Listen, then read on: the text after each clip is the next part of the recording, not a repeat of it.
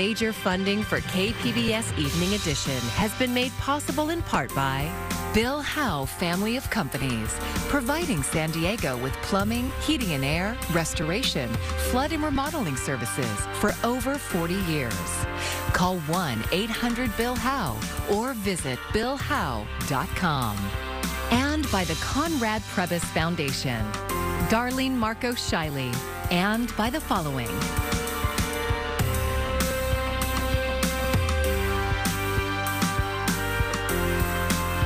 And by viewers like you. Thank you.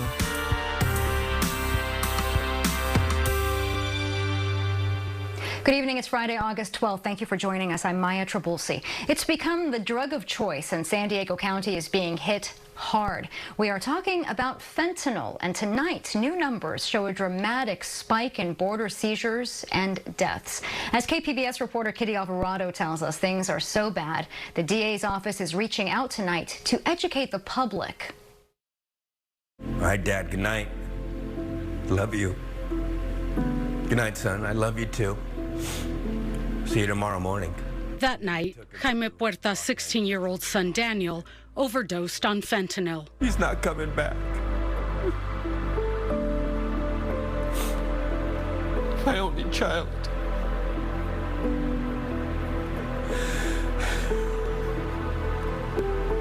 I couldn't protect him. I couldn't save his life. Sadly, it's a story that's being repeated across the country in alarming numbers and captured in the short documentary Dead on Arrival. The problem with this is that everybody calls it an overdose, and it's not an overdose. It's poison. You're being poisoned by fentanyl, because the kids who are being dying from this, they don't know they're taking fentanyl. Dr. Beatriz Villarreal says that Puerta will share his story tonight with the Spanish-speaking community at Bonita Community Church. Her nonprofit, the Mano a Mano Foundation, is organizing the event.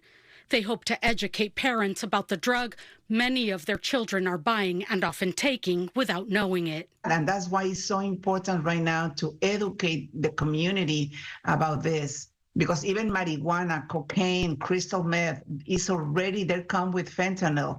And they make these pills who look exactly the same. They're cloning the pills. And they don't know that they're buying their death, basically, because one pill can kill you.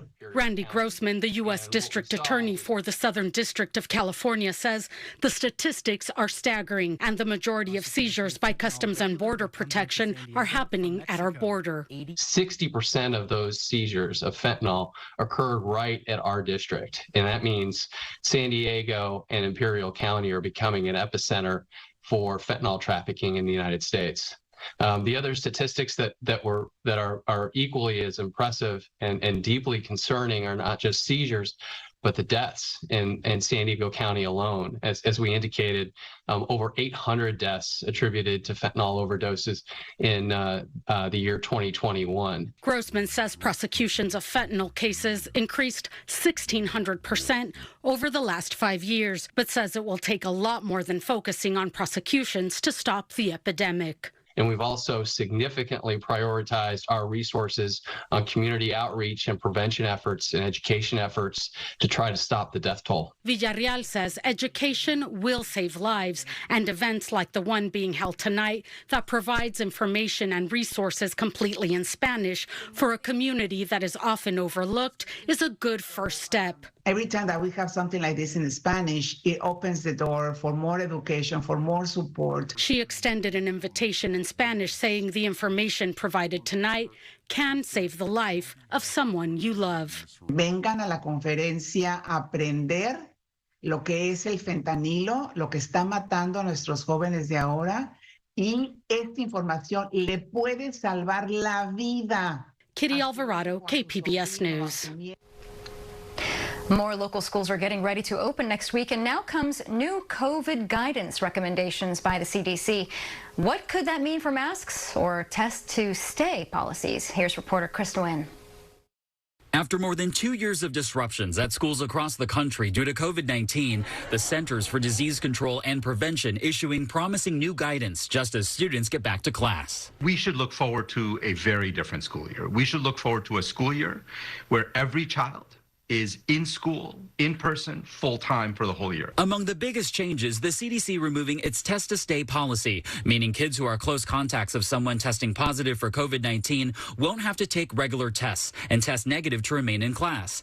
Also gone, social distancing recommendations like keeping classes separate and people 6 feet apart. It is much more possible now to live life, to do the things that matter to all of us, because we have the tools we need to do them, and we can do them safely. Students and staff also no longer need to quarantine if exposed to COVID-19. The CDC recommends wearing a mask for 10 days and testing on day 5 after exposure. The new guidance set to be implemented in New York City schools, the nation's largest school district. We're going to continue to do the things we believe is going to keep New Yorkers safe. This, as a new Pediatrics Journal study shows nearly 30% of kids hospitalized for COVID-19 or a COVID-related condition called multi-symptom inflammatory syndrome in children had symptoms for at least 2 months after diagnosis, including fatigue, shortness of breath, and coughing. Chris Wynn, KPBS News. The CDC's action means San Diego Unified School District will start the fall semester with no mask mandate at all. School Board Trustee Richard Barrera told KPBS News the district-wide indoor mandate that started with summer school last month has been lifted.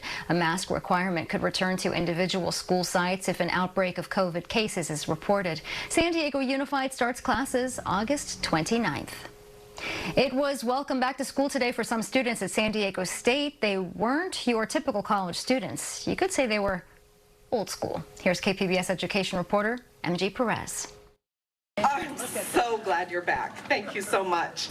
These are students who are back for the fall semester at San Diego State. Many of them are grandparents, others widowed. It was my lifeline. When my life changed, when my husband passed away, I needed something, and I found OSHA. You know, that sounds like a lot of fun. The OSHA Lifelong Learning Institute offers classes in partnership with SDSU, which has been designated an age-friendly university, a designation given to only about 80 campuses across the country that educate the elderly. 78 and a half, proud of it. Carol Rainey is a widow and mother of 3 daughters and grandmother to 9 grandchildren. Alexis is 5, almost 5 and a half. She has raised her family with the belief that school does not end just because you have a college degree.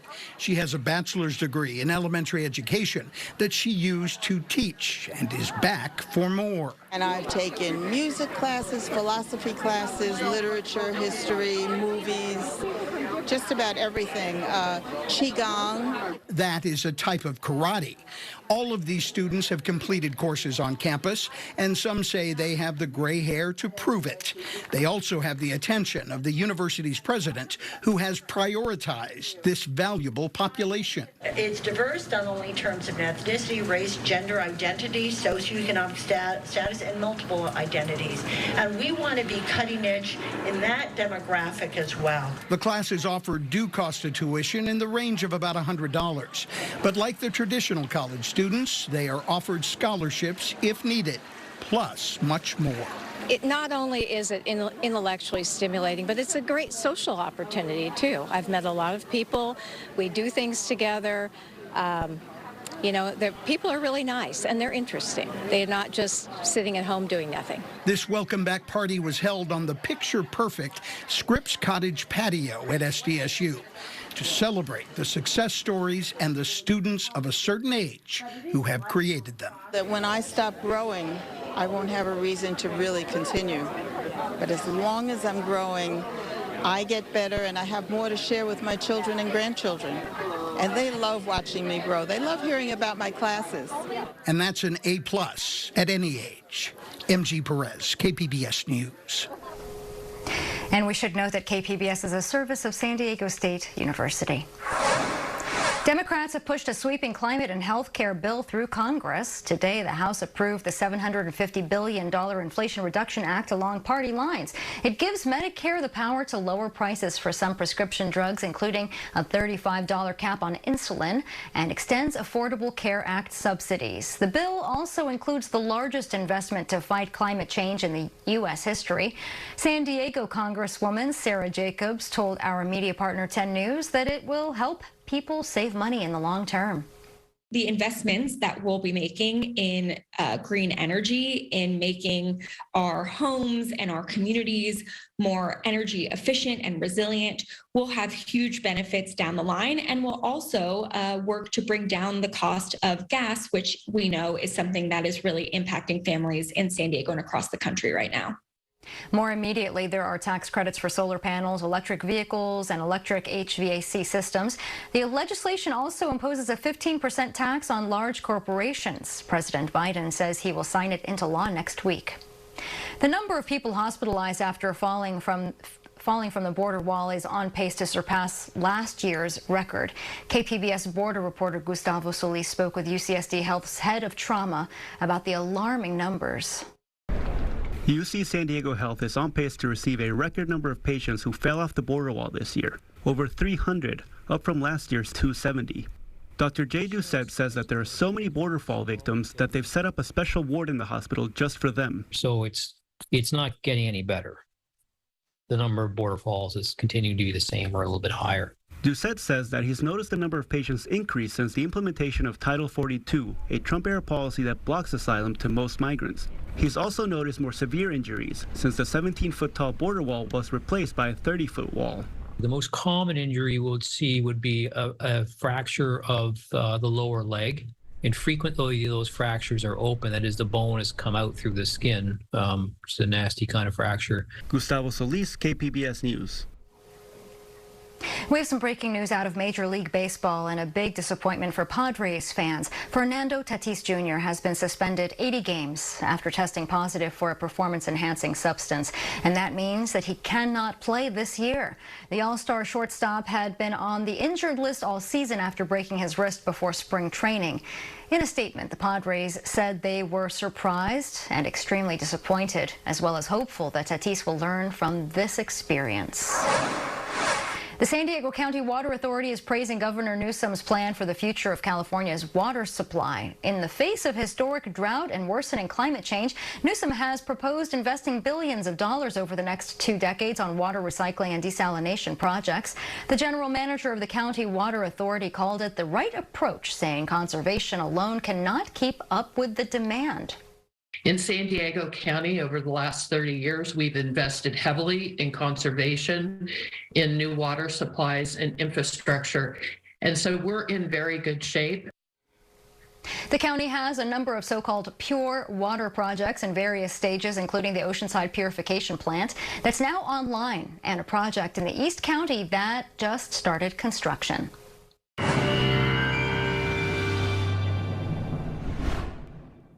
Our weather remains very warm and humid right through the weekend, and there will be the risk of some daily storms, but those will be mainly in the mountains and in the deserts. Temperatures changing very little right through the weekend. As we go to the water vapor loop, well, we saw that trough way up off the Pacific Northwest. We're going to see the yellow, lots of dry air, but this blue, that's the monsoonal moisture. Notice some of that creeping into our area. To the north, heat advisories do continue for the Inland Empire. These heat advisories right through Saturday evening, so there's plenty of heat around. And as we take a look at our forecast for tonight, just a few clouds, beautiful night, 69 degrees. Temperatures dipping down to 66 in Oceanside, 70 in El Cajon. Borrego Springs, 84 in Campo, in the upper 60s. Let's go to our futurecast for your Saturday. And you can see a little bit of moisture in the area, those little blobs in the mountains. Those are spotty thunderstorms, and there may be a stray storm or two out there in the desert. But notice not a lot of coverage. So as we go to our excessive rainfall outlook, it gives us an indication where the deeper moisture is. It's mainly out to the east, but some of that percolating west, so perhaps a storm into the mountains and across the desert regions. Temperature-wise, we up to 104 Borrego Springs, Mount Laguna 81. Risk for a storm both these places. It's hot in the interior, upper 90s, and then closer to the coast, it's warm and it's humid.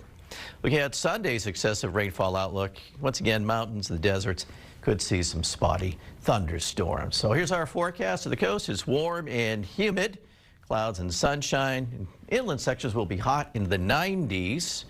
Could see a storm around perhaps next week. And here in the mountains over the weekend, a storm around. And next week, another surge of monsoon moisture coming back in. Perhaps a few storms. And we see that in the desert areas too, Saturday and Sunday, and again by next Wednesday. And for KPBS News, I'm meteorologist Mark Biancuso. How does research on animals translate to treatments we use in human beings? In part 2 of this special report, I examine the current state of science and the regulation when it comes to using animals in research. Throughout history, animals have been used in research, playing a major role in the way we find safe treatments to ease human suffering and prolong our lives. We're not rats, it's quite clear. But there are biological parallels between species. I'm Tony Yaksh. I am professor in anesthesiology and pharmacology at the University of California, San Diego.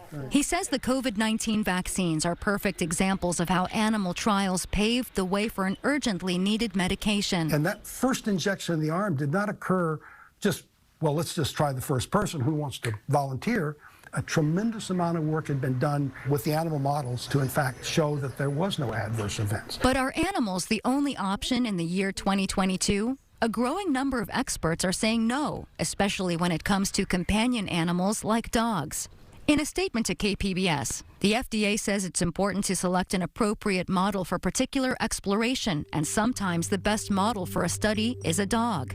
In San Diego, the issue has taken on a greater urgency. A San Diego-based pharmaceutical company, Crinetics, is currently using out-of-state lab Innovative to test its new drug on 80 beagles. The Humane Society released undercover video of the testing, saying it believes 32 of the dogs have already been euthanized, asking for the rest to be released for adoption at the end of the study this year.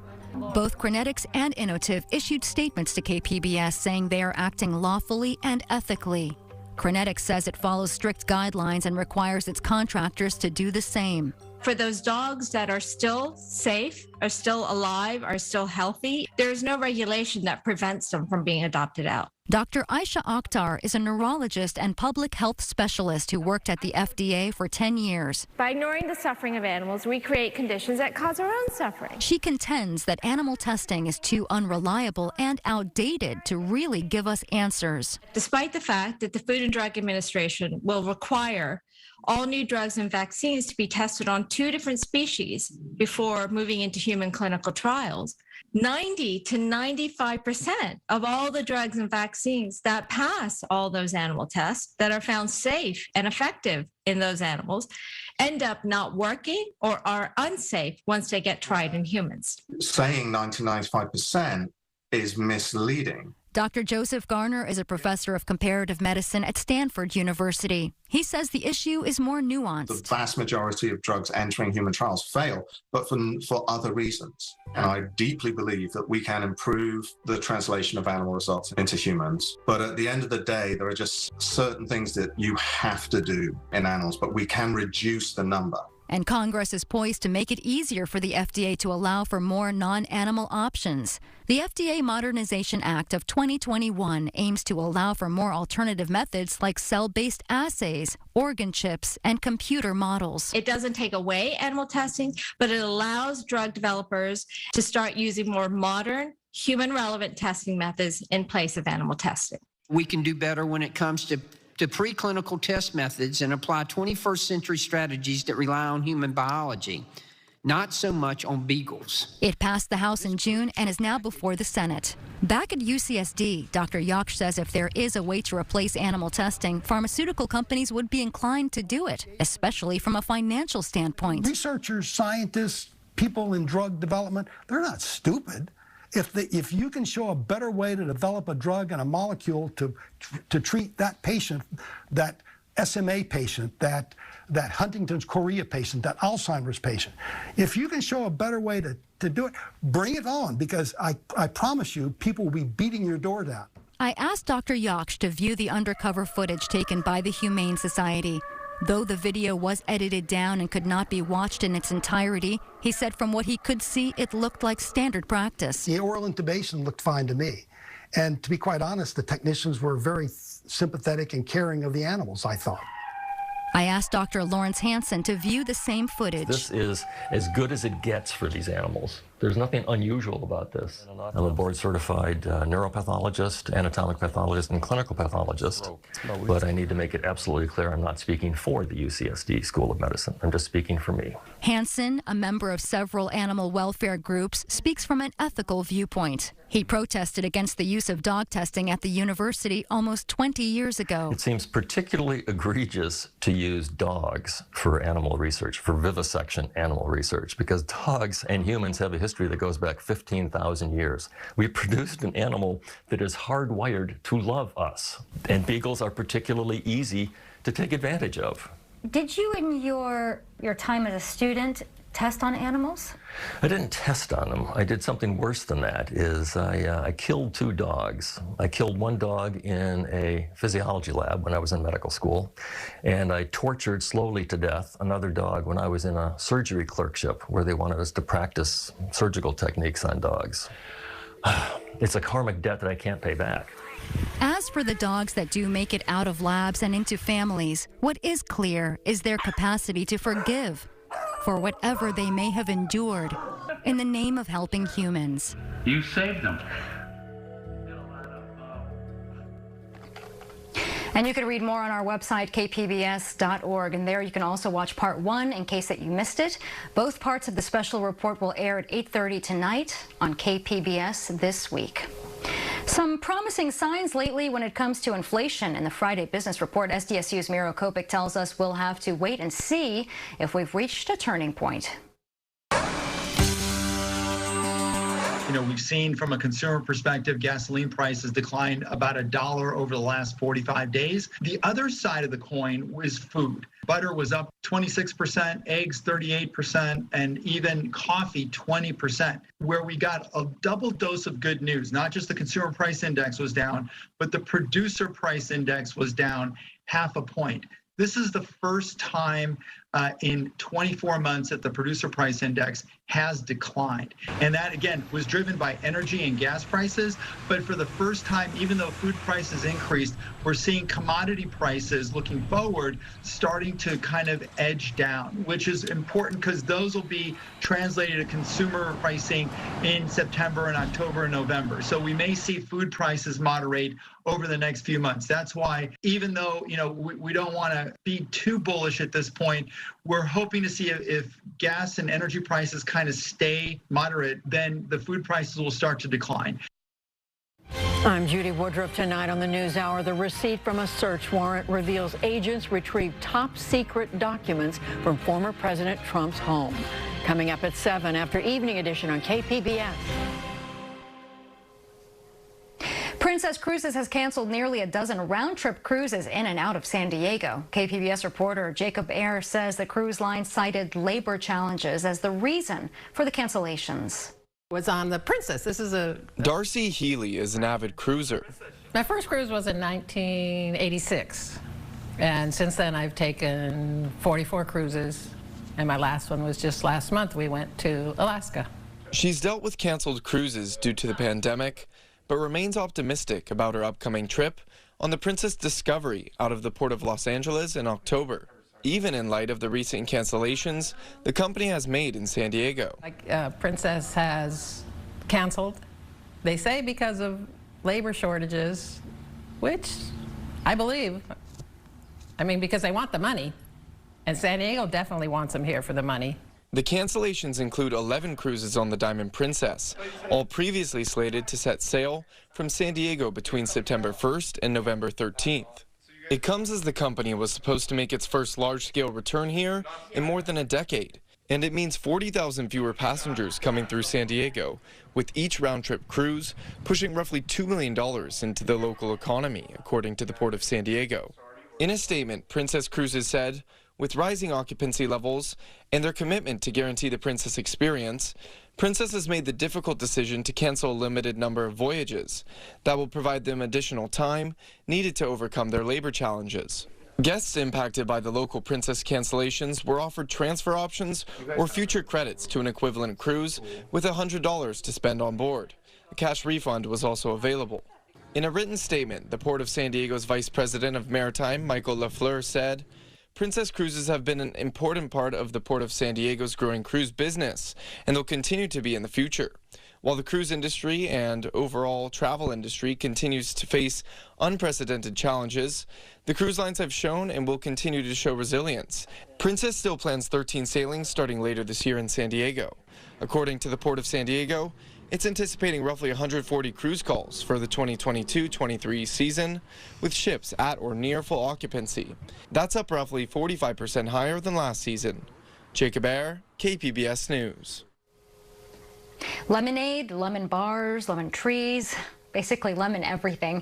We'll all be waiting for you when the Lemon Festival returns to downtown Chula Vista tomorrow. The festival celebrates a huge part of the city's history. In its early days, the area was rural farmland with citrus trees, and it was dubbed the lemon capital of the world. And it will all be about the lemons at the festival, from the food and the farmers market, even to the kids' fun zone. Have a lemon tree grove in which we have over 30 lemon trees, and we have an artificial lemon tree with the prompt, when life gives you lemons, that attendees can pin up their artificial lemon onto that tree so that they can give something back to the Chula Vista community. And the Lemon Festival is a family and dog-friendly event held on 3rd Avenue. It starts at 11 o'clock tomorrow morning, and then it ends at 6 in the evening. You can find tonight's stories on our website, kpbs.org. Thanks so much for joining us. I'm Maya Trabulsi. Good night. Major funding for KPBS Evening Edition has been made possible in part by Bill Howe Family of Companies, providing San Diego with plumbing, heating and air, restoration, flood and remodeling services for over 40 years. Call 1-800-BILL-HOWE or visit billhowe.com. And by the Conrad Prebys Foundation, Darlene Marco Shiley, and by the following.